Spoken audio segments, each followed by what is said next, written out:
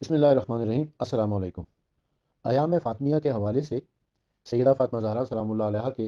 فضائل اور مصائب کا جو سلسلہ ہم نے شروع کیا ہے، وائس نوٹ کا جو سلسلہ ہم نے شروع کیا ہے، اس میں آج ہم مسئلہ فدق کے اوپر، مسئلہ باغ فدق کے اوپر گفتگو کریں گے۔ باغ فدق رسول اللہ صلی اللہ علیہ وسلم کی ملکیت خاص تھا، اور جب یہ آیت نازل ہوئی کہ حقداروں کو اپنے قربا کو ان کا حق دے دو، تو آن حضرت صلی اللہ علیہ وسلم نے ایک دستاویز کے ذریعے اسے اپنی اکلوتی اور چہیتی صاحبزادی سیدہ فاطمہ زہرا سلام اللہ علیہ کے نام منتقل کر دیا، جو آن حضرت کی زندگی تک انہی کے قبضے اور تصرف میں رہا۔ لیکن حضرت ابوبکر نے مسند خلافت پر متمکن ہونے کے بعد جناب سیدہ فاطمہ زہرا سلام اللہ علیہ کے مختار کار کو اراضی فدق سے بے دخل کر دیا اور عمومی صدقات کے تحت اسے حکومت کی تحویل میں لے لیا۔ اس پر جناب سیدہ سلام اللہ علیہ نے مرافعہ کیا اور اس بات دعویٰ کے لیے حضرت علی علیہ السلام اور ان کی بہن ام ایمن کو بطور گواہ پیش کیا۔ ان دونوں نے گواہی دی کہ جناب فاطمہ اپنے دعوے میں حق بجانب ہیں، اور رسول اللہ اپنی حیات طیبہ میں انہیں باغ فدق ہبہ کر گئے تھے۔ حضرت ابوبکر نے دعویٰ مسترد کرتے ہوئے کہا کہ اے دختر رسول، دو مردوں یا ایک مرد اور دو عورتوں کے بغیر گواہی صحیح نہیں ہوتی۔ جناب سیدہ نے جب یہ دیکھا کہ حضرت علی اور ام ایمن کی گواہی کو ناتمام قرار دے کر فدق کے ہبہ رسول ہونے سے انکار کیا جا رہا ہے، تو سیدہ سلام اللہ علیہ نے میراث کی بنا پر فدق کا مطالبہ کیا۔ مقصد یہ تھا کہ اگر تم اسے ہبہ تسلیم نہیں کرتے تو نہ کرو، اس سے تو انکار نہیں کر سکتے کہ فدق مملوکہ رسول صلی اللہ علیہ وسلم تھا، اور میں شرن ان کے وارث ہوں، لہٰذا فدق مجھے ملنا چاہیے۔ حضرت ابوبکر نے کہا کہ اموال رسول میں وراثت کا نفاذ نہیں ہو سکتا، کیونکہ پیغمبر اکرم صلی اللہ علیہ وسلم فرما گئے ہیں کہ ہم گروہ انبیاء کسی کو وارث نہیں بناتے، ہمارا ترکہ صدقہ ہوتا ہے۔ اس جواب پر جناب سیدہ سلام اللہ علیہ نے ارشاد فرمایا، کیا یہ اللہ کی کتاب میں ہے کہ تم اپنے باپ کی میراث پاؤ اور میں اپنے باپ کا ورثہ نہ پاؤں؟ کیا رسول اللہ نے نہیں فرمایا تھا کہ کسی شخص کے حقوق کی نگہداشت یہ ہے کہ اس کی اولاد کا تحفظ کیا جائے؟ حضرت ابوبکر کے فیصلے پر سیدہ فاطمہ زہرا سلام اللہ علیہ کو اتنا رنج و ملال ہوا کہ ان سے قطع کرام کر لیا، اور ہمیشہ ان سے رنجیدہ و کبیدہ خاطر رہی۔ اور یہ رنجش اور برہمی کسی ہنگامی جذبے کا نتیجہ نہ تھی کہ وقتی غم و غصے کے فروغ ہو جانے پر ختم ہو جاتی، بلکہ دینی جذبات کے ماتحت تھی کہ قرآن مقدس کے عمومی حکم میراث کو پامال کیا گیا تھا، اور رسول اللہ کے اوپر بہتان باندھا گیا تھا کہ آپ نے ایسی حدیث کہی ہے کہ ہم انبیاء کا کوئی وارث نہیں ہوتا، ہم جو چھوڑ جائیں وہ صدقہ ہوتا ہے، کیونکہ یہ حدیث قرآن مجید کی متعدد آیات سے متصادم ہے۔ اور جنہیں پیغمبر اسلام نے مباہلہ میں حق و صداقت کا شریک قرار دیا تھا، ان کی صدق بیانی کو مجروح کیا گیا تھا۔ اس لیے اس رنجیدگی نے اتنا طول کھینچا کہ مرتے دم تک باقی رہی اور صلح و ہم کلامی کی نوبت نہ آ سکی۔ محمد بن اسماعیل بخاری اپنی کتاب صحیح بخاری میں لکھتے ہیں کہ فاطمہ بنت رسول اللہ صلی اللہ علیہ وسلم نے وفات پیغمبر کے بعد ابو بکر سے مطالبہ کیا کہ اللہ نے جو مال رسول اللہ کو کفار سے بغیر لڑے دلوایا تھا اور آپ اسے بطور ترکہ چھوڑ گئے ہیں، اس کی میراث مجھے پہنچتی ہے، وہ مجھے دلوایا جائے۔ ابو بکر نے کہا کہ رسول اللہ فرما گئے ہیں کہ ہم کسی کو وارث نہیں بناتے، ہم جو چھوڑ جاتے ہیں وہ صدقہ ہوتا ہے۔ اس پر فاطمہ بنت محمد صلی اللہ علیہ وسلم غضبناک ہوئی اور ابو بکر سے تمام راہ و رسم قطع کر لیے اور مرتے دم تک قطع تعلق رکھا۔ چنانچہ حضرت ابو بکر نے زبیر بن العوام کو وادی جرف میں جاگیر دی، اور حضرت عمر نے بھی انہیں وادی عقیق میں جاگیر عطا کی،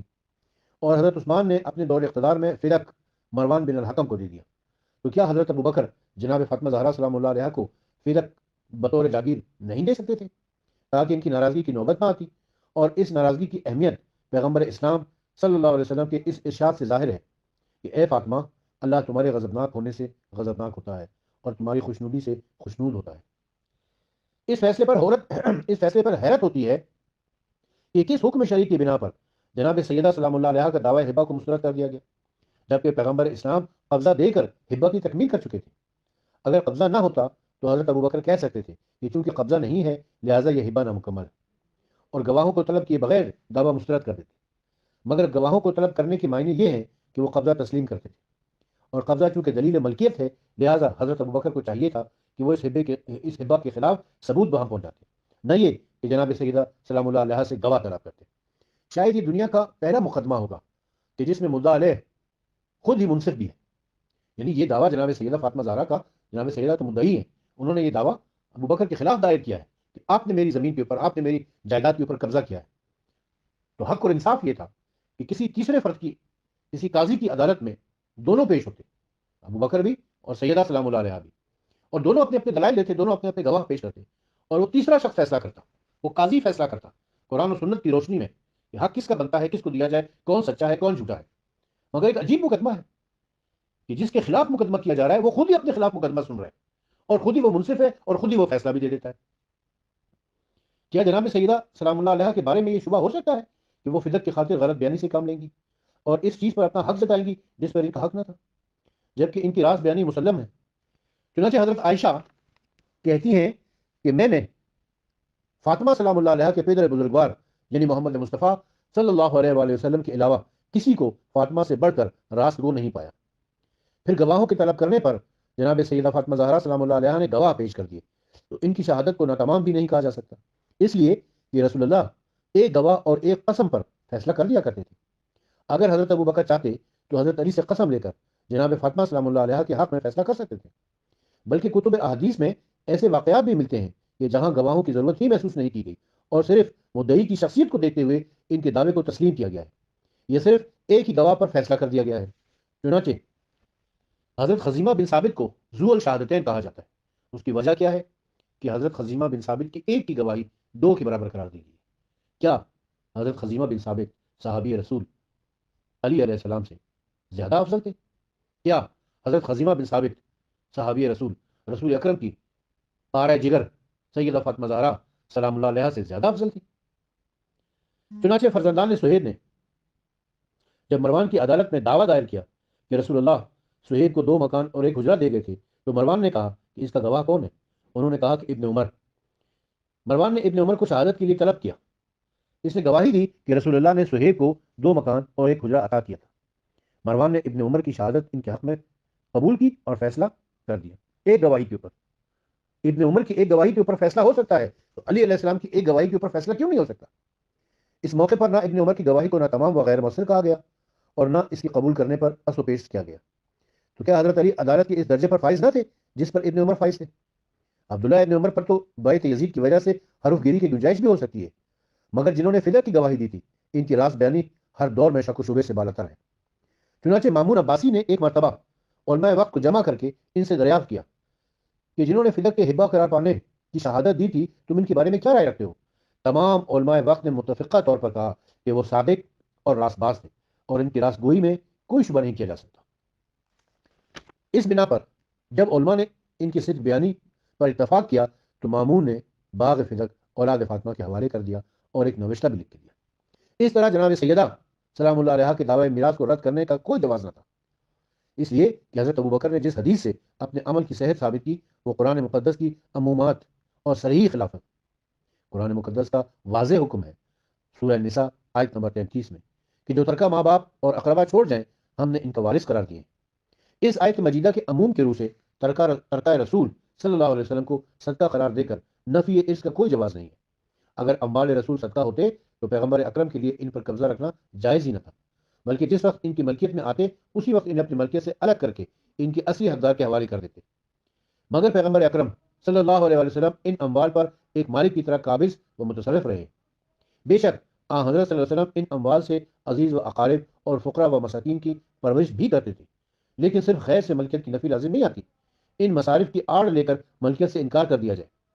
اس ملکیت سے تو حضرت ابوبکر بھی انکار نہ کرتا، ابوبکر نے بھی انکار نہیں کیا تھا۔ اگر انہیں ملکیت رسول سے انکار ہوتا تو حدیث لا نور اس کا سہارا ڈھونڈنے کی بجائے یہ کہتے کہ فدق رسول اللہ صلی اللہ علیہ وسلم کی ملکیت ہی کا تھا کہ اسے ترکہ قرار دے کر ورثہ کو دیے جانے کا سوال پیدا ہو۔ ظاہر ہے کہ ملکیت کے بغیر وراثت کی نفی کی کوئی معنی نہیں ہے۔ جب پیغمبر اکرم کی ملکیت بلا شبہ ثابت ہے تو آیت میراث کی روح سے وارثوں کا حق بھی مسلم ہے۔ یہ حق ایسی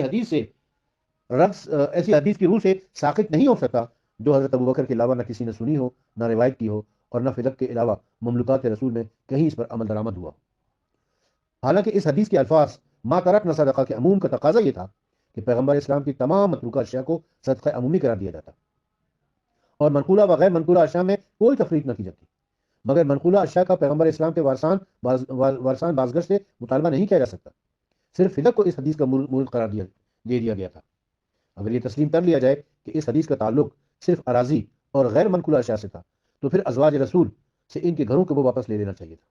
مگر ان سے واپسی کا مطالبہ تو درکنار ان کے مالکانہ حقوق تسلیم کیے جاتے ہیں اور اسی حق ملکیت کی بنا پر حجرہ رسول میں دفن ہونے کے لیے حضرت عائشہ سے اجازت طلب کی جاتی ہے، اور حضرت امام حسن علیہ السلام کے دفن کے موقع پر ام المومنین حضرت عائشہ نے واشگاف لفظوں میں کہا تھا، یہ گھر میرا گھر ہے اور میں اجازت نہیں دیتی کہ میرے گھر میں حسن کو دفن کیا جائے۔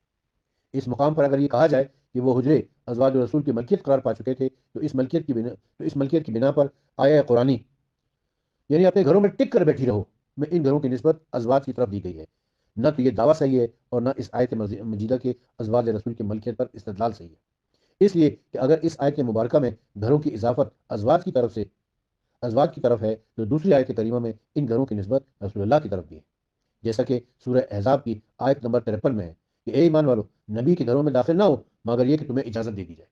اس سے پتہ چلتا ہے کہ وہ نبی کریم صلی اللہ علیہ وسلم کے گھر تھے، یعنی ازواج النبی کے جتنے بھی حجرے تھے ان کے مالک خود رسول اکرم صلی اللہ علیہ وسلم تھے، نہ کہ ان کے ازواج ہو گئی تھی، گو کہ انہوں نے اپنی ازواج کو ان حجرات میں رہنے کی اجازت دے رکھی تھی اور ان کے لیے ایک ایک حجرہ مخصوص کر رکھا تھا، مگر وہ ملکیت رسول اللہ کی ہی تھی۔ جب قرآن مقدس میں ان گھروں کی اضافت ازواج کی طرف بھی ہے اور رسول اللہ کی طرف بھی ہے، تو اگر یہ اضافت ملکیت کی بنا پر ہو تو ایک چیز کے واقع میں دو مالک تو ہو نہیں سکتے، لہٰذا ان دو اضافتوں میں سے ایک اضافت ملکیت کی بنا پر ہوگی اور ان کے گھروں میں رہائش کی بنا پر۔ ظاہر ہے کہ پیغمبر اکرم کی طرف یہ اضافت ملکیت کی بنا پر ہوگی اور ازواج کی طرف رشتہ زوجیت اور سکونت کی بنا پر، اور عربی زبان میں ادنا سا لگاؤ بھی صحت اضافت کے لیے کافی سمجھا جاتا ہے۔ اور اگر ازواج کی حق ملکیت کو تسلیم کر لیا جائے تو یہ پوچھا جا سکتا ہے کہ ان کی ملکیت میں کیوں کرائیں؟ کیا رسول اللہ نے انہیں ہبہ کر گئے تھے؟ کیا رسول اللہ کوئی تحریر لے کر دے کر گئے تھے؟ اگر تحریر لے کر دے کر گئے تھے تو وہ تحریر آج تک 1400 سال گزرنے کے باوجود عوام کے سامنے پیش کیوں نہیں کی گئی؟ یا اس کتاب کا حوالہ ہمیں بتا دیا جائے جس میں یہ لکھا ہوا ہے کہ رسول اکرم نے اپنی ازواج کو یہ حجرات ہبہ کر دیے تھے یا ان کو دے دیے تھے، ان کی ملکیت میں دے دیے تھے۔ تو اس صورت میں ان سے ہبہ کے گواہوں کا مطالبہ کیوں نہیں کیا گیا؟ اور اگر کسی اور ذریعے سے ان کی طرف منتقل ہوئے تھے تو وہ ذریعہ کیا تھا؟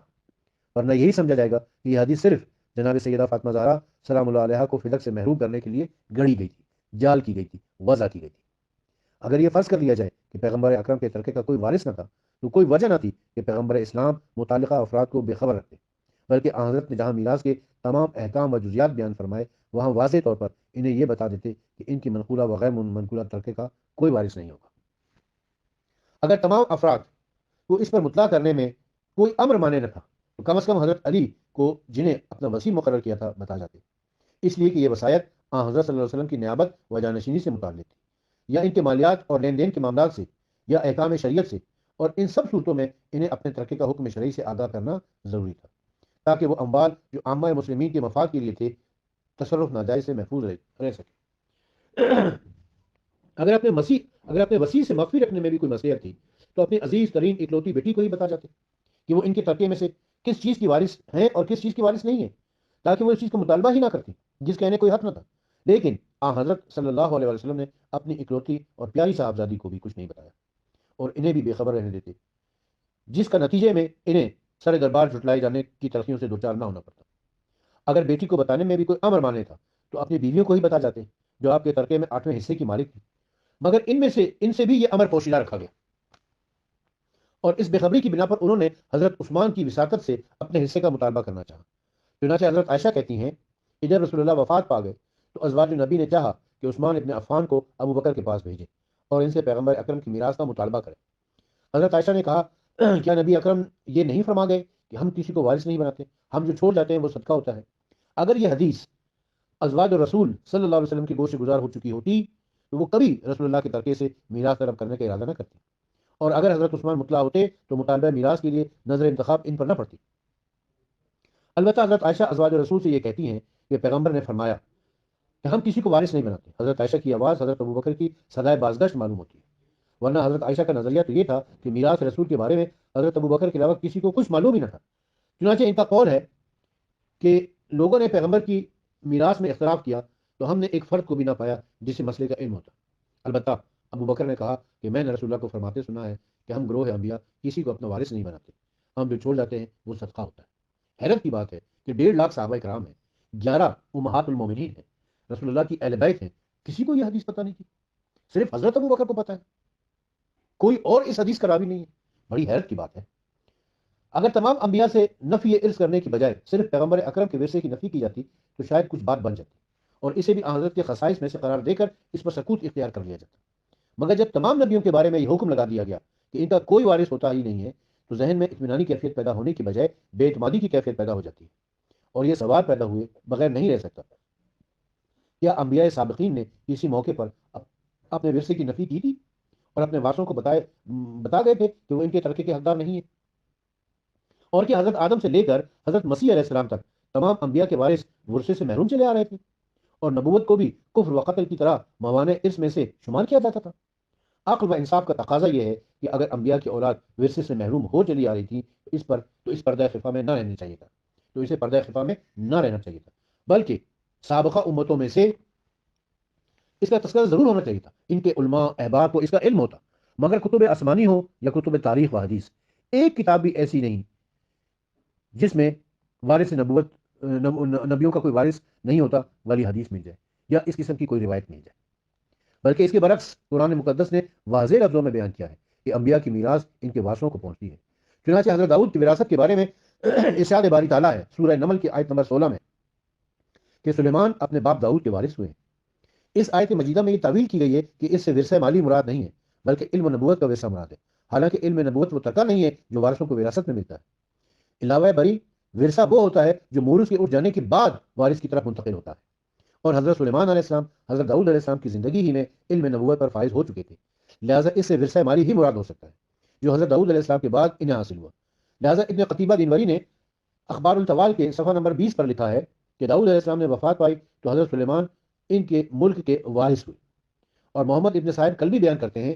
عقد الفرید کی جلد نمبر 1 صفحہ نمبر 82 میں کہ وہ عمدہ اور اصیل گھوڑے جو حضرت سلیمان کے سامنے پیش کیے گئے تھے وہ 1000 گھوڑے تھے جو سلیمان نے اپنے باپ داؤد علیہ السلام سے میراث میں پائے تھے۔ اس طرح حضرت ذکریا علیہ السلام کی زبانی قرآن مقدس میں ارشاد ہے سورہ مریم کی آیت نمبر 5 اور آیت نمبر 6،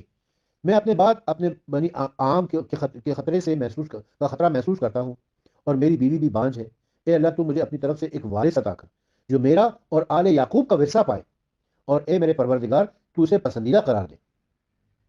اس آیت مجیدہ میں بھی ورثے سے علم نبوت کا ورثہ مراد دینا صحیح نہیں ہے، اس لیے کہ نہ علم نبوت میں وراثت کار فرما ہوتی ہے اور نہ نبوت کوئی موروثی چیز ہے۔ اگر اس سے علم نبوت کا ورثہ مراد دیا جائے تو حضرت ذکریا علیہ السلام نے جس خوف و خطر کا اظہار کیا ہے بے معنی ہو جاتا ہے، اس لیے کہ علم و نبوت کے متعلق یہ عمومی بات، علم نبوت کے متعلق یہ بات عام ہے کہ وہ ایک نبی سے دوسرے نبی کو منتقل ہوتے رہتے ہیں۔ اگر ان کی اولاد ایک نبی کی اولاد میں اگر ان کا بیٹا نبی نہیں ہے تو اس کو یہ علم نبوت منتقل نہیں ہوتا،